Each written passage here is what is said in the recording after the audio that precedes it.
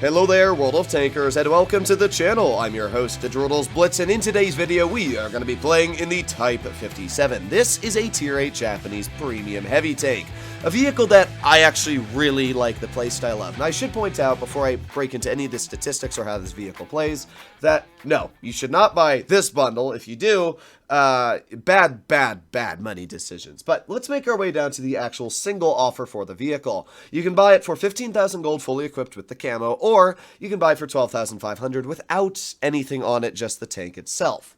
Here's what I'll say. I think that it's still too expensive, because you can always get it for cheaper. For example, you can buy this bundle here, which contains a Tier 9 Premium and a Tier 8 for 12,500 gold, or you can get a single Tier 8 Heavy.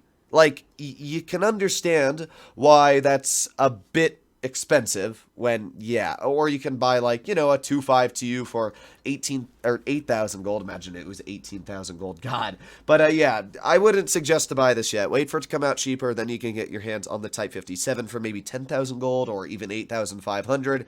Either way, be smart about your money. It is real money after all you're spending on this game. With that aside, let's break into the statistics of this vehicle. What's good, what's bad, and why I personally believe that this is the strongest Tier 8 currently in the game. Let's start off with its armor profile, because it does have a pretty dang strong armor profile. Here we go. Its upper plate is upwards of 288 millimeters thick, and because it's such a steep angle, as you can see, there's really no way you're ever going to pen it. For example, if we were to pull out like probably an ISU 152, even then the upper plate, if you just use the gun depression, is literally impervious, and slight gun depression too, only like 1 degree, because look at that, it's over 500 millimeters thick at certain spots. Even with premium shells, you cannot pen it. Now that is because of shell normalization. Shell normalization basically says, oh look, you're trying to pen my upper plate, well guess what, you can't, because it's over a 72 degree angle and I'm an AP shell that auto ricochets. So yeah, you can't do anything on the upper plate of a Type 57 basically. When it comes to the lower plate, very weak, 140 thick. You can see even when you're angling it, it's a very weak lower plate.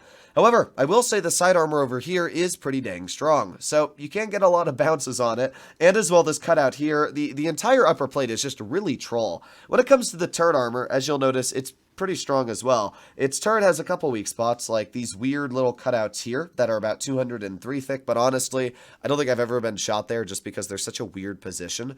And as well, this hatch. But the good news is because this tank carries 9 degrees, that hatch is basically non-existent when you're using the gun depression.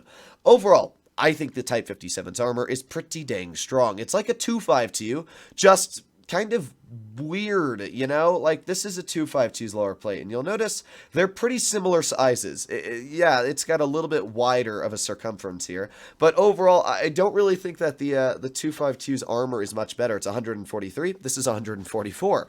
So, yeah, I would actually be willing to say that when it comes to the armor, this tank is better, because it's got 9 degrees of gun depression over the 252's 6. Personally, that's a big win, wouldn't you agree? Especially because the 252 has pretty big hatches as well that I have very easily shot in the past, and I will definitely continue to shoot in the future. So, now that we've gotten the armor profile aside, and I will point out that the rear of this tank is only 40 millimeters thick, so do be careful about that.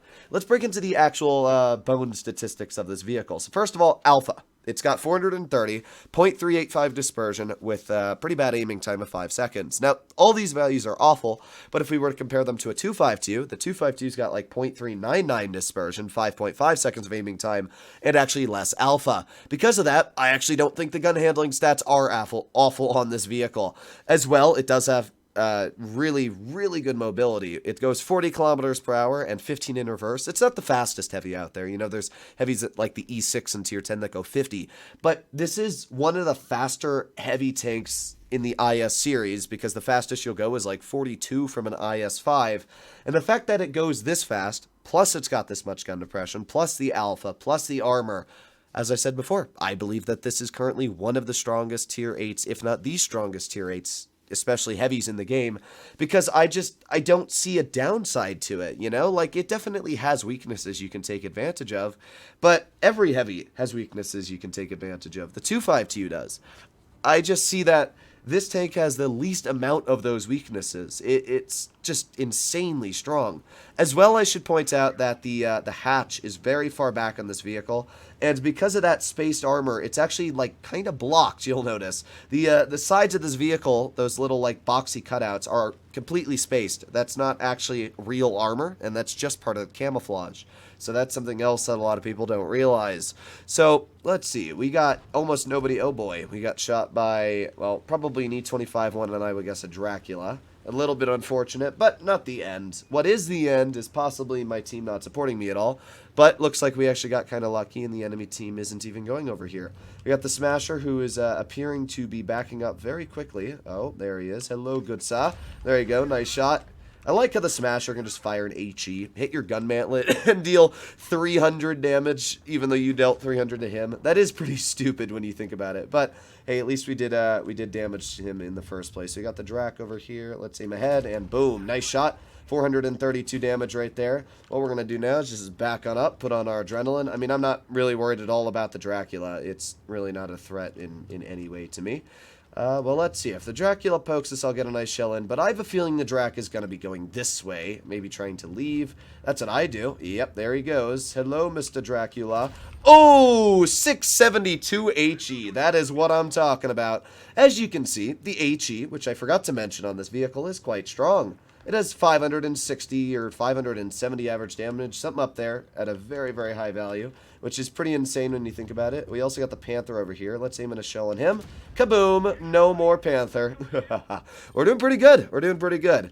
I definitely want to have that Dracula cleared because that player's just stopping me from playing as aggressive as I would want to here. But at the same time, we do have a lot of free, easy shots. So, like, for example, we got the Smasher.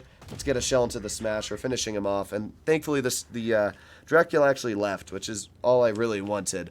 So now that we've had this situation unravel, let's see what we can do. We got the AIM-X M4 in mid, and at this point, we're not doing great. Our team is very quickly falling apart, which is bad, because all we really have is the SU-130 left. Judo, why are you poking that, bro? I could have just cleared him for you. Oh, well. I'm going to put on my adrenaline. We are up on base cap, which is a bit of a good news thing, but, oh boy, there is the Judo, who's probably going to die, would be my guess. But what I'm going to do in this situation is YOLO this Dracula. Oh, that's not good. That's not good at all. Unfortunately, even though this tank is very strong as we went over, it's not going to change the outcome of this battle because our team just has no clue what they are doing. So what I'm going to do is I'm just going to stay right here, and we're going to go for another pen into the Tiger P. Let's go forward so this Drac has no chance of penning us. I'm going to aim in on that Drac. There you go. Back on up, back on up, back on up. Stay here. Keep face hugging, keep face hugging. Oh, we got the E25 over here now as well. I wonder if we can HE that E25 in the hatch. Aiming and fire. Oh, yeah. That's what I'm talking about. That's a 590 damage shot right there. So, unfortunately, our team, yeah, I don't really know what our team did, to be honest. They just kind of died. So that's a bit on the downer side. But hey, we did 3,700 damage in such a short time. I mean, that's pretty good if you were to ask me, especially when we have, you know, a platoon of tier 7s doing 200 damage combined. We've also got, yeah, this whole team just fell apart very, very fast. So let's do one more game. Maybe it'll go a bit better this time. I guess we'll find out. Here we are loading into our final battle. What do we have up against us? A Chimera, Defender Mark 1, M3Yo. Okay, so they got some tier 8s. This is actually a pretty solid lineup for us. How many mediums they have? They have 3 mediums and 3 heavies. Okay, and we have 2 mediums. I really want to help out medium side. I just don't really feel like driving there, I'm going to be real. I'm kind of lazy, and this tank, it's fast, but it doesn't have the best power to weight. So climbing up hills and stuff is where yeah, Achilles heel is going to start to form. So I'm just going to go towards mid, and we'll see if we can get some shots off to maybe people crossing or, you know, anybody being a doofus on this side of the map. And then if we can get the opportunity to help my mediums out, I will definitely do that. Maybe we can get a shell into the Chimera or something like that. Ooh. Aiming, fire. Ah, imagine if that hit. Now, see, the unfortunate part for me is the moment I shoot at that Chimera is when the 45 TP gets spotted. Now, judging that the 45 TP is spotted over there, that gives me the instant idea that we need to push, because they're probably pushing over towards our mediums. Now, we do have 3 tanks on medium side, at least. We got an ISU covering them, which is good news. And they only have 1 TD, being an SU-100M1. But my guess is that this guy is alone. And because of that, I'm just going to push right out. There you go. Get a nice shell in. We also got a sweet bounce. Unfortunately, our Tiger P is, well, he's getting absolutely badonked. But, hey, Tiger P's still probably going to kill this guy, which is the goal anyway. Now, we did get shot by the SU-100M1 for 270. And, I mean, even if he shoots me again, I really don't think he's winning that. I don't think he won that trade. I don't know what his plan was, but clearly it was not a very well thought out plan. We got the Defender Mark 1 over here, and again, this is where the armor on this tank is just amazing. I mean, I can sit hull down here, I can work this position, and just stop that Defender from literally doing anything he would have done. Now, obviously, there's not much he's going to be able to do down to our spot, but I mean, it's just so nice to be able to sit hull down in an IS series tank here. Oh, 538, and again, I mean, any tank that aims at me will not pen me here. And that is where the gun depression aspect of this vehicle just feels so nice, is you can't really name another vehicle that can do that, which is pretty dang fun. So I'm just going to drive over here. We got the IS-2 off to the side. I don't really know what that guy's even doing, because he's not going to do anything to me. If he jumps off, oh, yep, there he goes. He's just going to die now, because, I mean, we have more alpha than him. We have more armor than him. We probably have more DPM than him. Also, this tank's actually quite heavy, fun fact, which means, yeah, you can get some pretty beefy rams out, like that one for 102. So already we've done pretty good this game, and now we're just going to continue driving towards the enemy. I'm not sure how much damage we're going to be able to deal, but I don't think it really matters at this point. We've done a pretty solid job, and again, watch the gun depression here. Can you name another heavy that can just sit hull down like this and just easily tap shells into the enemy opponents? I just love that capability. So we got the Smasher. I hope he doesn't go for the lease. Yes, I want all the damage. Okay,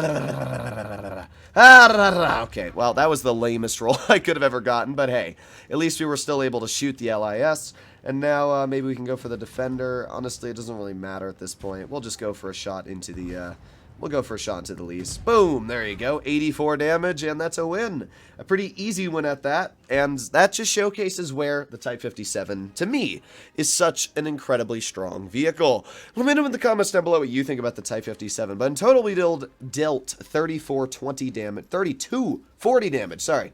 Jumbled my words there. 34... Either way, it's too early in the morning for me. I just woke up, so yeah. Yeah, I woke up at 3 p.m., by the way. I'm not lying. I had a really rough night last night. So, yeah, hopefully you enjoyed today's video. If you'd like to see more like it, please consider smashing that subscribe button down below. Type 57 is a very, very strong vehicle, as you can see from these 2 battles. I don't think it's worth the price, but it is a tank to keep an eye on in the future. I'll see you in the next one. Bye-bye.